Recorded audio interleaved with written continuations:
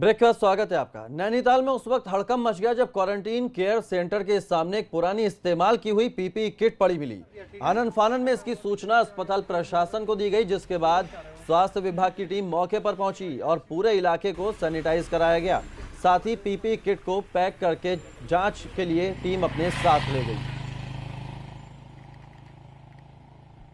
इसको हम तो बायोमेडिकल वेस्ट के साथ इसको हम पीपीई किट को डिस्पोज करते हैं पीले वाले बैग में डाल करके। और अब ये तो जांच का विषय है। अब इसको देखते हैं कि इसमें थोड़ी सी जांच बैठाएंगे और देखते हैं कि ये किसके थ्रू नेग्लिजेंस है ये, और जो भी इसमें दोषी पाया जाएगा उसके खिलाफ कार्रवाई होगी। विकासनगर में चप्पलों की दुकान में आग लगने से हड़कंप मच गया। मौके पर पहुंची फायर ब्रिगेड की गाड़ियों ने किसी तरह से आग पर काबू पाया, लेकिन तब तक दुकान में रखा लाखों का सामान राख हो चुका था। बताया जा रहा है कि दुकान में शॉर्ट सर्किट की वजह से ही आग लगी थी और तस्वीरें हम आपको दिखा रहे हैं कि इस तरह से धू धू कर ये पूरी दुकान जल गई। लाखों रुपए का नुकसान हुआ। चप्पल की ये दुकान बताई जा रही है। शॉर्ट सर्किट की वजह से ये हादसा हुआ है। दुकान पूरी जलकर खाक हो गई है। अगली खबर हल्द्वानी से है। यहां वन अनुसंधान केंद्र में एक वाटिका तैयार की गई है, जो गलवान घाटी में शहीद हुए 20 सैनिकों की याद में तैयार की गई है और इस वाटिका का नाम गलवान शहीद वाटिका रखा गया है। 20 सैनिकों की याद में 20 पौधे भी लगाए गए हैं। वाटिका में बेल, बरगद, पीपल, तिमिला, बेड़ू, तेजपत्ता, जामुन, चिउरा, इमनी, टीढ़ा, पुत्रजीवा, गुलमोहर, कदम्ब और मौलश्री जैसे पौधे लगाए गए हैं। शहीद वाटिका में जैव विविधता का पूरा ध्यान रखा गया है। ये पौधे सेना की तरह हमारे लिए बेहद महत्वपूर्ण है। पर्यावरण को प्रदूषित होने से बचाने के अलावा ये पक्षियों के लिए भी लाभदायक हैं। मनुष्यों को रोगों से दूर करने के लिए भी उपयोगी हैं। जैसे जैसे वाटिका गुलजार होगी, शहीदों की याद हमारे जहन में ताज़ा होती रहेगी और यही उन जाबाज शहीदों के लिए सच्ची श्रद्धांजलि होगी।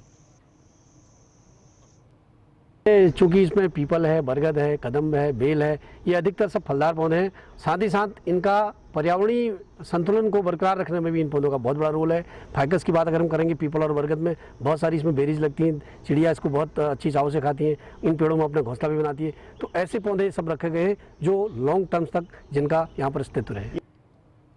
मसूरी में हिंदू युवा वाहिनी के कार्यकर्ताओं ने चीन के खिलाफ प्रदर्शन किया। इस दौरान चीन के खिलाफ गुस्सा जताया गया। लोग मांग कर रहे हैं कि भारत चीन के खिलाफ कड़ी कार्रवाई करे।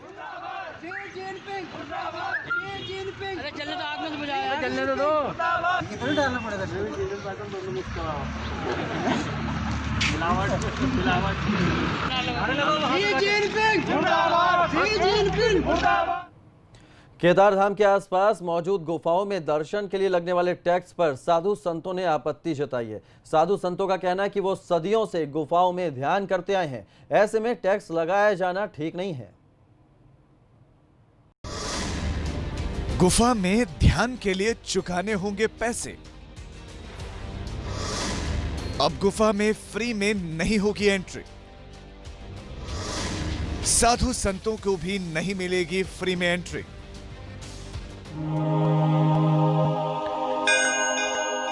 कुमारं शक्तिहस्तं तं मंगलं प्रणमाम्यहम्।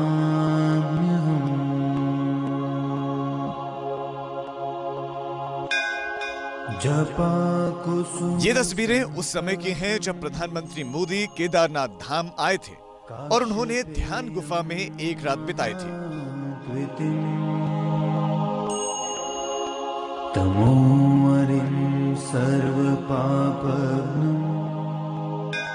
उसके बाद से ही केदारनाथ की ये गुफा चर्चा में आ गई थी और इसमें ध्यान लगाने के लिए बुकिंग तक नहीं मिल रही थी। दधि शंख तुषाराभम् क्षीरोदार्णव संभवम्।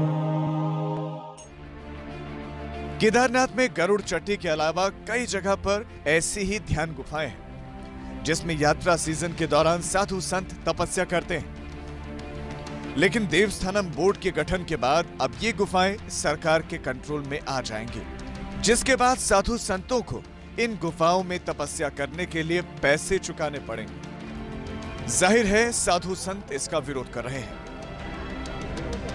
महर्षि पतंजलि कहते हैं कि जब किसी को योग साधना करनी हो तो अष्टांग योग में पहले यम और नियम 5 और 5 है। जब तब स्वाध्याय, आसन, प्राणायाम इन सब का अभ्यास दीर्घ काल तक करने के बाद व्यक्ति साधनाओं में प्रवृत्त होता है। हम एक दिन में रहकर उसको 1500 रुपये में गुफा का एक व्यापार कर रहे हैं। सीधे से इसमें व्यापार की नीति से ये गुफाएं बनाई जा रही हैं। केदारनाथ के आसपास स्थित गुफाओं का नवीनीकरण किया जाएगा, इन्हें मॉडर्न लुक दिया जाएगा, साथ ही मरम्मत भी की जाएगी। ध्यान गुफाओं में टॉयलेट, बिस्तर जैसे जरूरी सुविधाएं होंगी, जिसके बाद इन गुफाओं में साधना करने वालों को टैक्स देना होगा। अभी तक तो साधु संत इन गुफाओं में बगैर किसी रोक टोक के साधना करते आ रहे थे। प्राचीन गुफाएं हैं, उनके साथ छेड़छाड़ ना की जाए और जो नवीन बनाते हैं उसमें किसी को आपत्ति नहीं है, वो प्रशासन अच्छे ढंग से बनाए। आज हो ये रहा है कि प्राचीन गुफाओं को मतलब तोड़ के या उसका रिनोवेशन करके जो भी एक नया रूप देने की कोशिश की जा रही है, उसमें जो पहले महात्मा रह चुके हैं वो जब आएंगे तो फिर उनको कितनी तकलीफ होगी। इन दिनों केदारनाथ धाम में पुनर्निर्माण का काम चल रहा है। एक तरफ केदारपुरी को संवारा जा रहा है, तो वहीं इसके आसपास के क्षेत्र में धार्मिक टूरिज्म से जुड़ी गतिविधियों को बढ़ावा देने पर जोर दिया जा रहा है। जब तक पीएम मोदी ध्यान गुफा में रुके थे, तब से ध्यान गुफाओं के प्रति सैलानियों का आकर्षण और बढ़ रहा है। रुद्रप्रयाग से रोहित डिमरी की रिपोर्ट, एबीपी गंगा। तो फिलहाल उत्तराखंड प्राइम में इतना ही, लेकिन एबीपी गंगा पर खबरों का सिलसिला लगातार जारी है।